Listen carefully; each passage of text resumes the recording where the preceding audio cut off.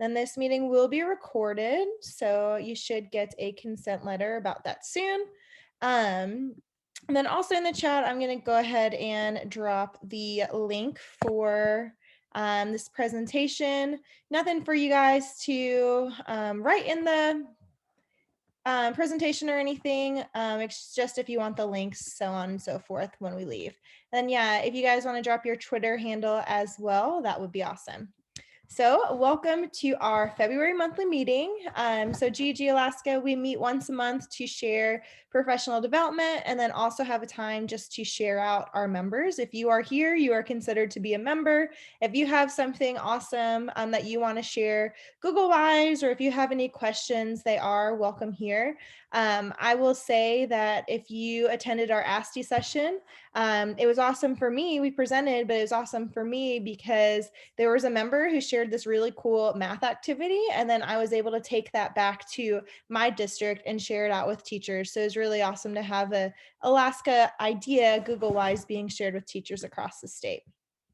So first, for those of you who don't know me, my name is Chelsea Hurst. I work for the Yukon-Koyukuk School District as an instructional technology coach. I used to teach middle school science, and then I'm a Google for Education certified trainer. People always put professional pictures, and I feel like I only have one, so I'm like, I'm just gonna put a fun picture in here. So that's me and my dog. That's probably the only time she's been tired. We went on a ruck march, and she was worn out, but yeah. And then if you guys have Twitter, you can find me at Chelsea Hurst one. And then I also have my school email here because part of my job is also just doing outreach. And if anyone needs help, regardless if they're in district or out of district, I'm willing to do so. So that is me. Then welcome everyone in the chat. Welcome Nikki, Brittany, Teresa, Laura. So glad that you guys are here. So today we're going to be talking about hyperlinking in Google Slides.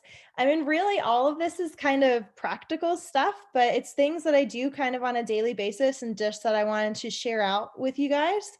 Some of it may be new, some of it already may be things that you do on a regular basis. So if you have any questions or things you want to add and share, feel free to do so. So first, what hyperlinking is. So it's taking the concept of, hey, check out this cool website that I found, and then maybe people will post this whole long URL. Instead of doing that, it's just saying, hey, click here to check it out. So if you're hyperlinking a lot of things or sending an email, sometimes sending this really super long link that Google likes to provide can make your email seem really cluttered, or whatever you're trying to share seem really cluttered. So it's just using the word, and if you click on this word, it then takes you to this link instead, is basically just the gist of hyperlinking. So I want to just talk about several instances and how I use hyperlinking, and then we'll kind of go into things that you guys can do with your students as well. So for me, I am constantly sending videos. I use Screencastify all the time. And what I do is use those Screencastify links. And then if I'm sending an email to a teacher, I would say whatever I need to say, click here for the video, just keep on with my message from there. Oops, we got Laura in the waiting room. Or if you look in this middle example, I post a lot of YouTube videos, but then I also make like a flyer that we put on our shared Google Drive of what each video is, so they can kind of just click and see what they want. So if this was hyperlinked, you guys would see that all of these little descriptions here are hyperlinked to those specific videos as well. I do newsletters, which this was kind of just a rough draft copy that you can see there. And you can see kind of that light blue are things that are hyperlinked. We partner with ASDN a lot for webinars, so that information's attached. I put out monthly computer science and digital citizenship lessons, so that is always attached. But instead, as you can see, I don't want those super long links in there, so it's just letting them know, hey, click here to get those resources if you want them. Another thing that I do with my resources, you can hyperlink text, but you can also hyperlink images. So here on the left, this choice board was for students for our code event. It had all of the pictures of the games that they could be playing or the websites that they could go to. And instead of saying, go to the Grinch website and writing that all out, using a picture makes it a little bit more enticing for students so that you can also do images instead of just the text. And then, yeah, Nikki says, I taught my class how to link text and pictures. Full links are it is very rare that I send the full links just because those Google links are so dang long. Like, I don't know why they make them so long, but they do. So I try to avoid them usually at all costs. All right. And then, yeah, so another thing, just making like a computer science ebook, basically things that have lots of resources in them or links outside to other resources to check out. I try to use hyperlinks just to make it concise and organized. Then how do you guys use hyperlinks? Does anybody want to share in the chat how you personally use hyperlinks?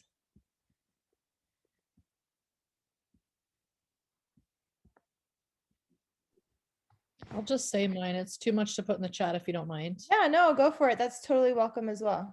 We have been getting a lot of kids, not only just kids moving into our school district, but kids coming back from e-learning or from homeschooling or whatever. And so we give out parent information and whatnot because they're not allowed in the building.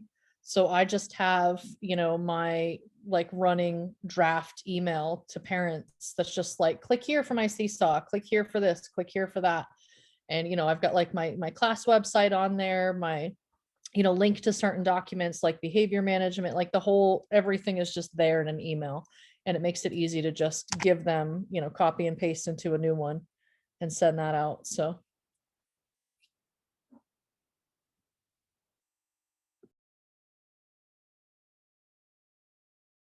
Yeah, that sounds awesome. Especially if it's an email you send all the time, or even maybe adding to your email signature, like all of the links that you frequently send. So they're there. That's awesome.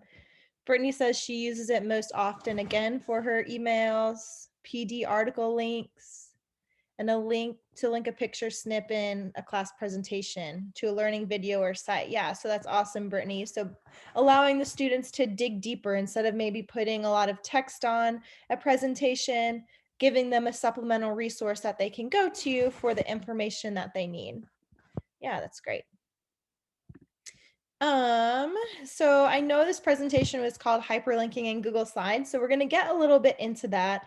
And both of these things, choosing your own adventure and ebooks are things that you can create. They're also things that you can have your students create because I know in our district, a lot of the teachers want students to be proficient in using Google.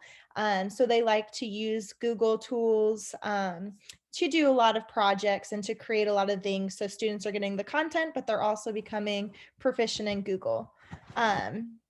So here, if you click on this, so if I've hyperlinked my images, so I will go ahead and open those, a computer science ebook. So with this ebook, all I've done is if I go to file, when it loads, and did my screen change to my ebook? I sometimes forget what presentation settings I choose. All right, if you go to file, you can see it, Nikki? yeah. Awesome. If you go to file, page setup, this is something that I use all of the time. You can choose, usually I think it comes in standard or widescreen. You can choose custom to change the size of your Google Slides. I like to do this because if it's resources like this ebook that people may print out, I like to make it the size of a piece of paper. I do 8x5 by 11 or 8.5 by 11. If you want more margins, you can also do 7.5 by 11. Hit apply, and then it is the size of an ebook. But then the concept of this is when you're in present mode, you have a table of contents of all of the resources, and you can just click on those resources here instead of having to go through the entire slideshow. So if I was in present, which I'm going to be do that. I can go ahead and say, okay, maybe I want to go to this 7th through 12th grade lesson plan because in YKSD we do grade bands. Teachers don't teach 4th grade, 5th grade. They teach 6th through 12th grade or K through 3. It's very uncommon that they teach just one grade. So we try to kind of combine standards and kind of see, okay, how can this hit all of our kids?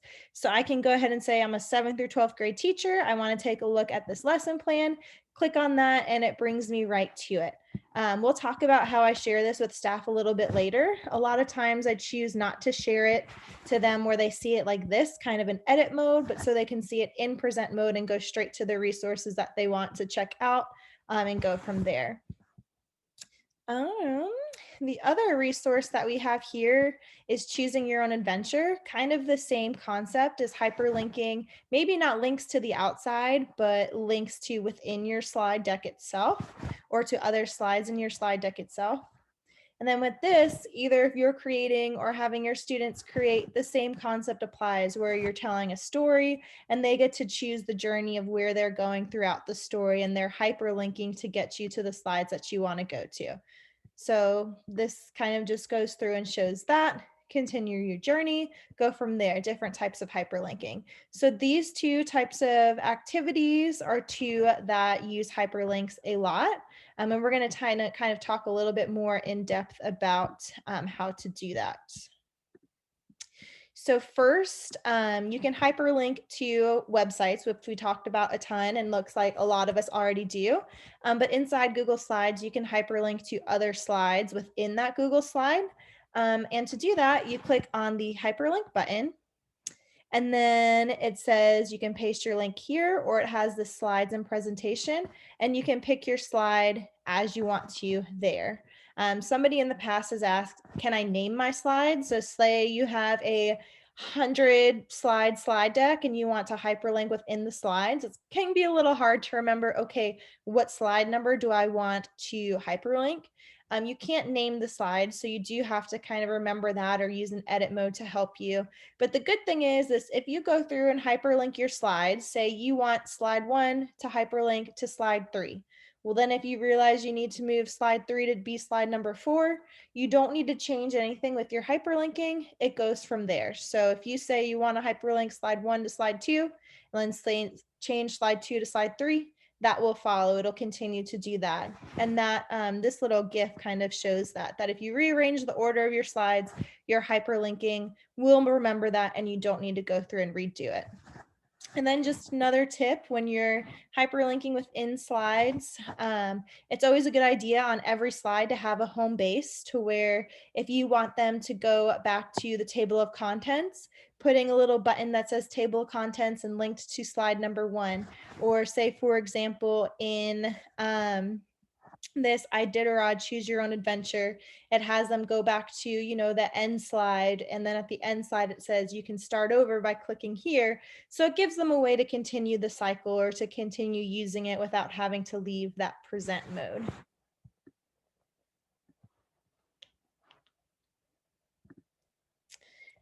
Next, so this is really nitpicky, but it really can help your presentation, especially if students are doing a choose your own adventure and want to share it out with somebody so they don't look ahead and I guess cheat on how to complete it.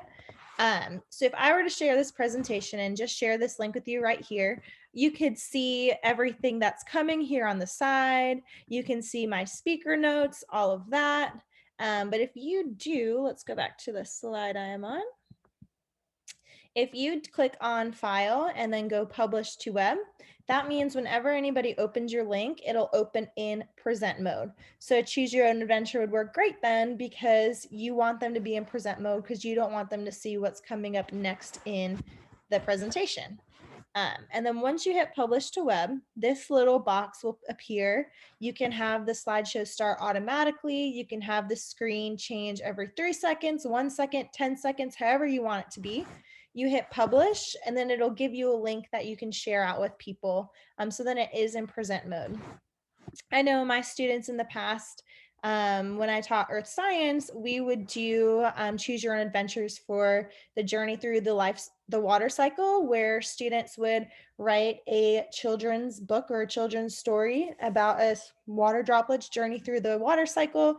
They would create a creative choose your own adventure, and say different things that happen to or that could happen to that water droplet as it makes its way through the water cycle. And the students would have fun kind of making up what would happen, and especially making up those, oh no, you didn't make it ending, and having them start over again. So students can get really creative with that. Or with choose your own adventure, if you're teaching, history or language arts and read a book, you can have them write an alternative ending or give them different comprehension pieces that they can make a choose your own adventure for. Another thing with using the publish to the web, you can make stop motion animation. So this video shows a map of the United States, or the map of North America, and it has every slide. They are duplicating the slide and then moving the airplane a little bit. And then you'll see once they publish it to the web, this will play as an animation or as something that without having to manually click through it. So you can see me kind of going through the publish to the web process here, and then that link will be posted, and then you'll be able to see it go through that stop motion animation. Which this one is very basic. Your students can go a lot more in depth than this, but this is just to get the general idea. Yep, so now when you share it, or now when I share it, you can see my plane taking a ride. It's going to Florida. My mind is in Florida right now. All right. And on this slide, this isn't necessarily related to hyperlinking, but it is related to things that I do all of the time within Google Slides, probably honestly almost every day. I spend a lot of time doing just creation, whether it's presentations, ebooks, whatever it may be. So I just wanted to show you guys some of those things because I do it all the time. And those are these arrange tools right here. So I use them quite frequently. So I create shapes a lot. And if you click on the shape, you can write within the shape. But let's say you have a text box with really important text, as you can see here, in your shape. If you click on that, hit shift and the background. If you arrange, you click on group. And now anytime you need to move this, it goes with it. So instead of say, I want this little square to be on top of the other square, oh, but I want to move it a little bit. If I try to move it, you see they don't move together unless you click on the grouping. So the grouping can be really helpful as you're arranging your presentation or arranging whatever you're creating, and you want it to stay together, you do that. Another thing that I do is I spend a lot of time, trying to say, okay, I want these centered in my page. I want these to have correct amount of spacing between them, but I don't know. My eyes don't know if it's correct. So what I do is I hit shift and then I click on all three. I go to arrange again, and then I hit distribute horizontally, usually is how I do it. And when you do that, I would say, okay, I want this one to be here kind of at the end and watch my margins on the side. And then I click on all three to figure out the spacing in the center with distribute. Another thing I do is if, they're not all perfectly aligned and I want them all to be perfectly aligned, again, click on all three, go to arrange, and I'm going to say align at the top. And now they all are aligned at the top. Now say I want to arrange, I don't want to distribute because I think they have even spacing between them, but I want to center on the page horizontally. It'll do that for me. Maybe I want to center them vertically. It does that for me. And as you can see, it only did a little bit. So let me show you so it's more dramatic. Center on page vertically. There it goes to the middle of the presentation or the middle of the slide.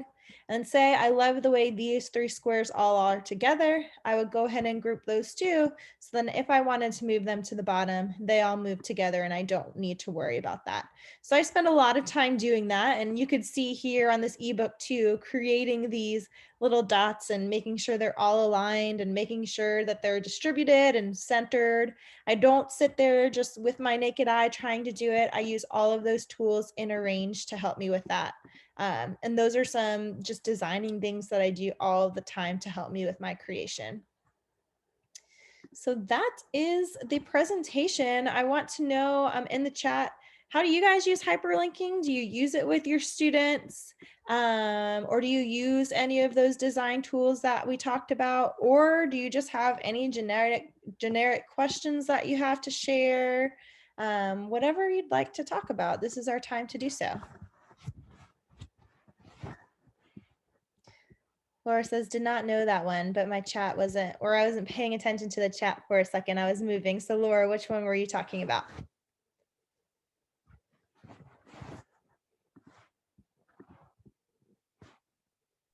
Sorry, I'm doing dishes. My hands are wet. Yeah, the aligning. I've been eyeballing it my whole entire life. Like, I have never ever had help with that. Now I know the trick, and I am a perfectionist, so you can imagine that I try to make it like perfect. Yeah, I am too. So before I knew about that, I would drive myself crazy, and then you zoom in all the way and it's still not perfect. So Align is a lifesaver. I will say though, you do have to be careful like which ones you pick. Let me share my screen again. Because I usually just do like Align at the top, because if you were to do, and now I've grouped them, let me ungroup them. If you were to do, let's see if that works. Yep. Okay, like if you were to like align in the center or anything like that, it stacks them all like on top of one another, which is not usually anything that I need to do. So usually if I'm using the align, I usually try to use top, bottom, or just middle with those to help me out there. Nikki, me too. And I'm a trainer. See, the thing with Google is there's so many little nuggets and little avenues or rabbit holes that you can crawl down, regardless of your skill level. Depending on what you do every day, you find these cool, unique things that work really well for you and think is no big deal. And then you tell somebody else and it's like life changing. So I kind of love that about Google just in general.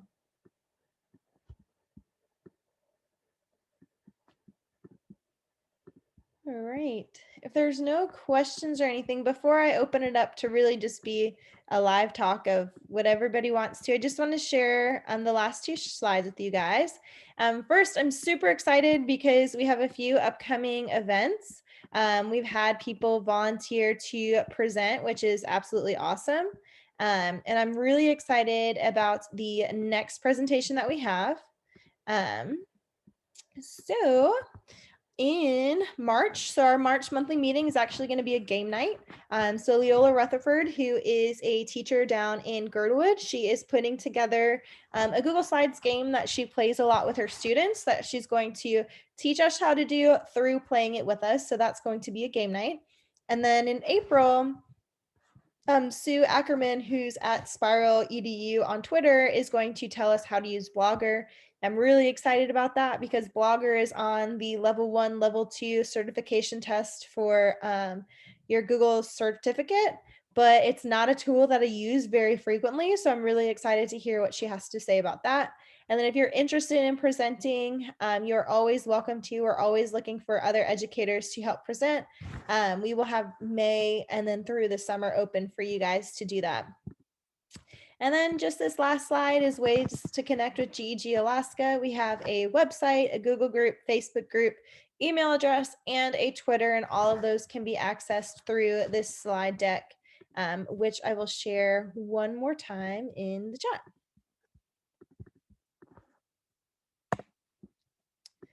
And that is our presentation for today. We try to keep them at around 30 minutes. So if anybody wants just open time with the mic to talk or ask questions, they are more than welcome to. But if nobody has any questions, or if you guys want to go ahead and get along with your night and say goodbye to next month, you are more than welcome to do that as well. So I'll mute my mic to give you guys an opportunity to open up yours.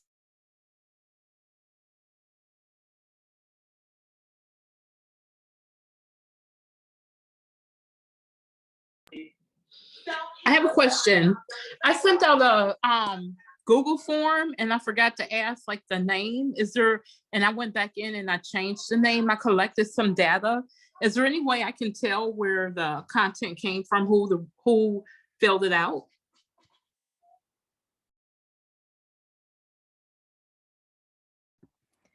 Nikki or Laura, you guys have an answer to that one? I know you use Google Forms a ton. Yeah, if you did not ask for a name, that'll be the only time you do that. I've done that before. No, so unless you was selected to collect email addresses, that's one way. If you used it with students, like it'll collect the student email, and that's generally pretty easy to figure out whose is whose, but no. No, I agree. I feel like everyone does that one time. you do it once. Yep. I did it too. So, and then it's like, that's how Google makes you remember to always ask their name. Yeah. Because there's nothing else in a Google tool that you can screw up so badly. Nothing. But when you want to collect data using a form, this is the one that you screw up, and don't ask the right things on, and you only do it the one time. So congratulations, actually. It's awful, but yeah. So have any of you guys used the edit after submit button in Google Forms? So my question is, I've heard about it, but I don't know if it's really an answer to your question, Teresa. Well, first of all, if you don't click this in the beginning when you first create the form, I think it's too late again and it's not an option. But I wonder if like all your forms, if you hit edit after submit and save, like I wonder if that means if you go in and add more questions that they would be able to see those questions if they go to edit it. Have you guys run into that? Oh, that is so cool. You know, I did go back in there and I put the name. So maybe if I ask them to go visit it back, they can find where they filled it out. Thank you. That's a great solution. Yeah, I haven't seen that you're able to add questions after the fact. But I know it can be edited. So, I mean, I don't see why not. So I would give that a shot. But my other question is, can you like list what's on the certification test 1 and 2? I know we talked about it a little bit at ASTI, but I didn't take good notes. So is that on the website?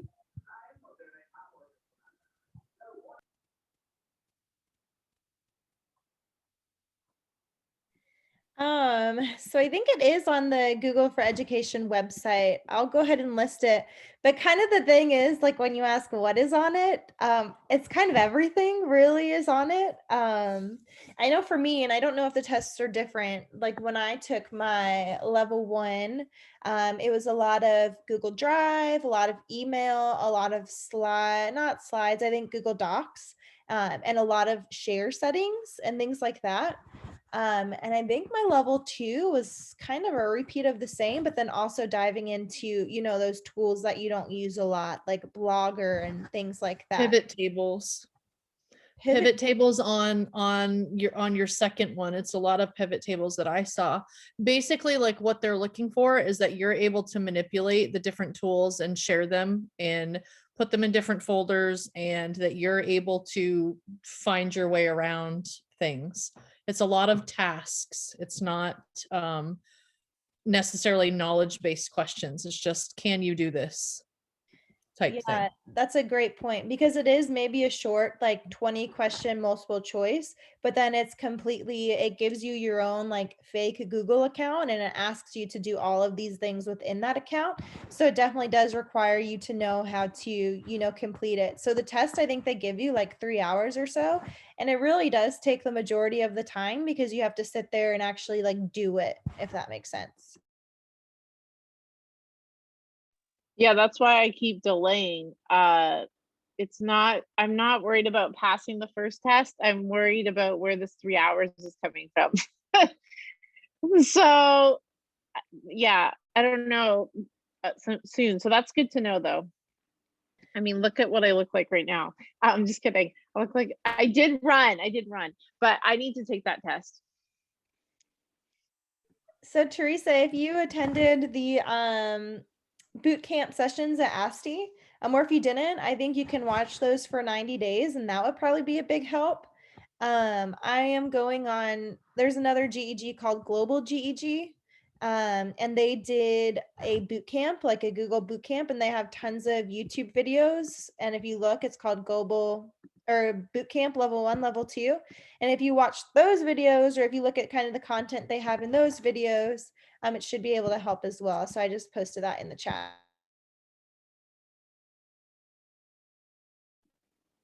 Chelsea, did you do the boot camp? Or did you guys go to that session?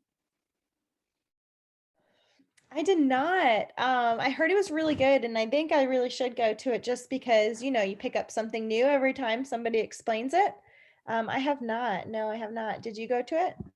No, but I was gonna go back and watch it because there'd probably be something I could listen to while I'm doing something else, because I know, like, then I can get the tips I need, but you know, not have to be focused. But the person that did it is Amanda, and she's the one, I know this is being recorded here, but that I asked to see if she would ever be a guest on our meetings.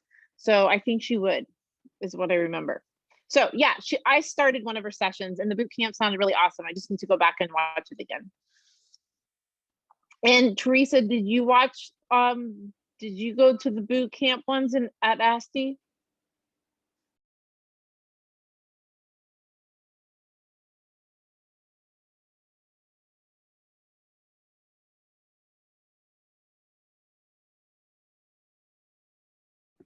Yeah, it looks like in the chat she said she did. So I feel like if you attend, Yeah, I went to as many as I could. So yes, I did. And it helped me a lot. All the information was very powerful.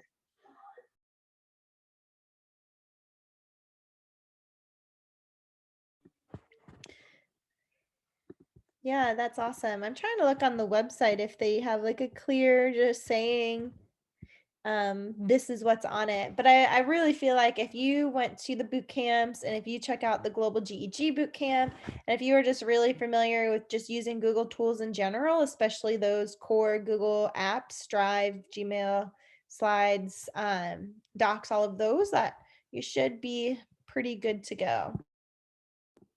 There is a list on the like the teacher learning center somewhere that says what for each level what there is. However, I think it's like 3 pages long, but it's not like you're going to get every single one of those. It's not like a question about every single little thing.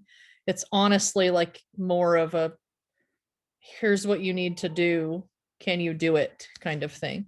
And they give you all the materials. So it's just knowing your way around, you know, how to manipulate different things and knowing your way around the tools.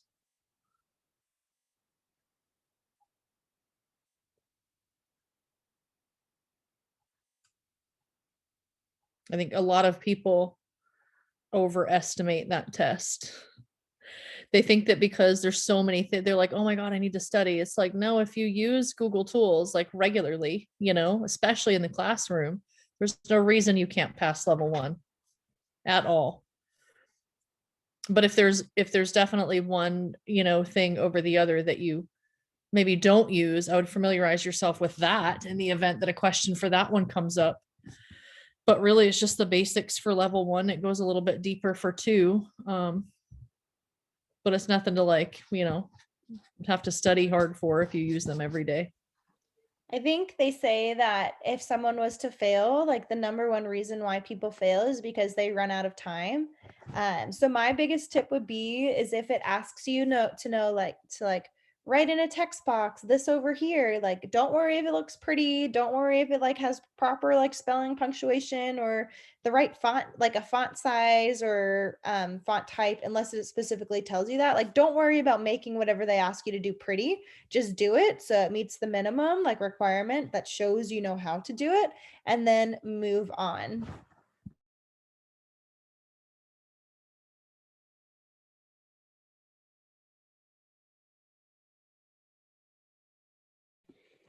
But yeah, are there any other questions or things anybody wants to talk about? Those were good questions, so thank you for asking those, Teresa.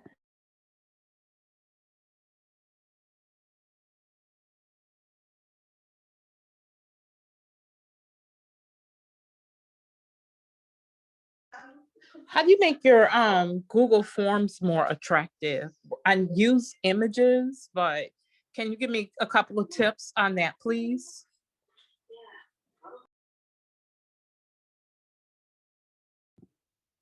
Yeah, I mean, I just add images as well to mine. But I don't try to make them like anything too crazy. I just go to the editor that's in there and I just usually pick a banner if I don't have a standard one, and I just choose the like colors. I always use just that standard font because I have fourth and fifth grade. So I want it easily readable. I don't try to use that formal stuff or anything. Um, but I like that about forms. There's less choices because I'm just trying to gather data. Do you know what I mean? So I'm not as interested in, what it looks like. I definitely change it. I do not do that standard like purple that it comes in. That is not okay.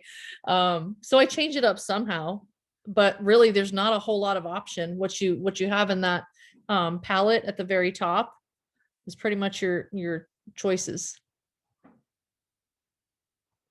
Other than, if you're trying to make it jazzy, add different sections, add videos, add memes or pictures or other things to make it engaging is what I would recommend. But as far as like visually just looking at it, it's kind of limited, unfortunately. Yeah, I agree. I don't spend a lot of time jazzing up my forms either. If there's one thing I do that Nikki hadn't mentioned, and the only place I've done this is on the GEG Alaska sign up sheet, is I just add like emojis to it. So I just go to getomoji.com and it has emojis. I just pick the one I want and copy paste and put that in my form. I know Laura uses a lot of emojis and I know she's washing dishes, but I think she uses some Chrome extensions for her emojis that she uses. Yeah, I stopped washing dishes for a minute. Yeah, Joy Pixels. I just use Joy Pixels, but I'm sure there's other things, but that's the easiest one. I've had zero issues with it. On mine, on my MacBook Air, it's just oh my gosh, what is it? Control Command Space, Shift Command Space. Now that I'm not doing it, I have no idea. But it opens up all the emojis and you just put them anywhere. So there's the shortcut on your computer too. So Yes, Is it Control Command Space. I did not know that either. Oh my gosh, look at I this. put it in my Google Classroom titles. I put it on my Google Docs next. Like I'll put a little star or like the target picture for their learning target. Yeah, I use them all over the place. Yeah, so is that with all MacBooks then? I don't know. Okay. I'll have to try it. What did you say it was again? Control Command. Shift, Oh wait. Shift Command Space. Okay. I'll look it up. That's awesome. Hold So on. my- Oops, sorry. I was just gonna say I like the emojis for I swear it saves time when you're like, go to the bug, go to this. Here it is. I'm going to put it in the chat. Control Command Space. That's what it is on a MacBook Air.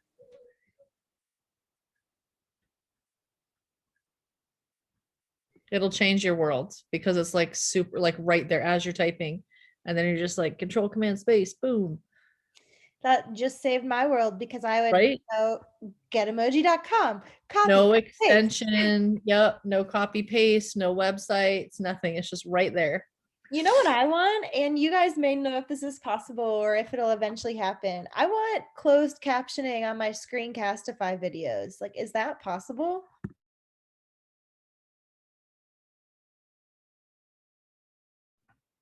Not that I've seen. That's a good idea though, because almost every video I show since learning about that, I have closed captioning. Like, I don't know, last year I went to Microsoft or something and they talked about that. So now I won't show anything unless it has closed captioning on it. I feel like if they've enabled that in Google Meet, you would think that other things that work with Google would also do that. But they're really receptive. They're super like they will communicate with you immediately if you send a message. I've had to send several messages. So I don't know, maybe email and see what they say. Yeah, that's a really good idea. On Twitter. Because I'm just sitting here thinking like, and like if I'm on Instagram, which I love watching Instagram stories, like if somebody's posting a video of them talking and they don't have like captions on it, I just skip through and like I don't want to have to sit here and like wait and listen for you to finish what you have to say. I just want to be able to read and see what you have to say and move on. People make fun of me, but I will put captions on the TV. I can read it faster than I can, and I don't care that we can't see the bottom of the screen. I want to have captions, and I put captions on absolutely everything. I would rather read it. Yeah. My It's mom not. does the same thing. So then when she leaves from visiting us, we're like, how do we get this off? I'm just an old granny. No big deal. Nope, closed captioning all the way. I'm with you, Nikki. Yeah, that is where it's at. And if a video, though, I don't have Instagram, but if a video is like more than 4 minutes, I'm done. I'm not. Oh yeah. No, I don't have time for that. Or I'll skip through. I'll cut a 30-minute video down to 4 minutes. Like, and I'll take what I need from it, and that's it. That's so funny because I have started like from remote learning, when I choose things from the students, I have realized like I've made them suffer in the past. So I'm like, guys, I only picked this one because it's 3 minutes. Like I won't even pick something from YouTube that's super long. Or if I'm going to show it, then I chunk it down. Like, but it's the same thing. Like, no, I don't have time for that. But even with Flipgrid, like when I have kids use Flipgrid, like I limit their time, maybe 2 minutes or so. I'm not watching that whole 2 minutes because I want them to have the experience to create with Flipgrid. I'm not necessarily using it for a grade. If I did, then I of course would watch the whole thing, but I'm not watching all of those or the whole thing. Like I'll pick my 5 or 6 students that I really need to keep an eye on, or that I really want to check for understanding, but no. 2-minute Flipgrid, I'm not watching 30 of those. I don't have time for that. Teresa, how many students do you have? So you said you teach art in Bethel?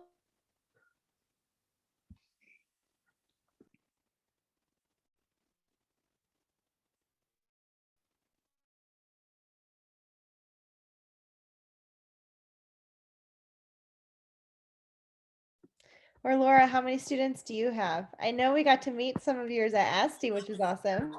Sorry about that, y'all. I am over here in Bethel, and I have 54 students now. How many are showing up on a regular basis? About 20. And it's a problem. We got internet issues. We're using Moodle. I have them doing a digital cookbook right now, and it's exciting, but I got a good maybe 10 students that are actively posting their recipes. They are having challenges just writing out like the ingredients and the directions. They're using Keynote, but